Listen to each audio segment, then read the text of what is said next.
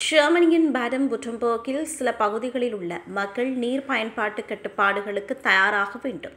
நீண்ட, வறண்ட காலம் காரணமாக ஆறுகள் மற்றும் ஏரிகளில் நீர் மிகவும் குறைவாக உள்ளது. இதனால் சில மாவட்டங்களில் ஏற்கனவே நீர் கட்டுப்பாடுகள் உள்ளன.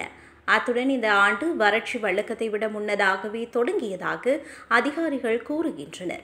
இதன் காரணமாக ஜூன் மாத இறுதியில் மற்றும் ஜூலை தொடக்கத்தில் நீர்மட்டம் வழக்கத்தை விட மிக குறைவாகவே இருந்தது. மேலும் பிப்ரவரி முதல் ஜெர்மனியின் மிக குறைந்த மழைவீழ்ச்சியே பதிவாகியுள்ளது. கான்ஸ்டன்ஸ் ஏரியில் மழைவீழ்ச்சி இயல்பை விட 60 சென்டிமீட்டர் குறைவாகவே உள்ளது. இதுபோன்ற குறைந்த மழைவீழ்ச்சி கடைசியாக 2005இல் பதிவு செய்யப்பட்டது. இது இந்த நிலைமை எவ்வளவு அரிதானது என்பதை சுட்டிக்காட்டுகிறது. எவ்வாறாயினும் ஜெர்மனியில் கனமழை விரைவில் எதிர்பார்க்கப்படுகிறது. ஆனால் வறண்ட மற்றும் கடினமான நிலம் தண்ணீரை உறிஞ்சாமல் போகலாம். இது சில இடங்களில் வெள்ளம் அல்லது கழிவுநீர் பிரச்சினைகளுக்கு வழிவகுக்கும் என தெரிவிக்கப்படுகிறது.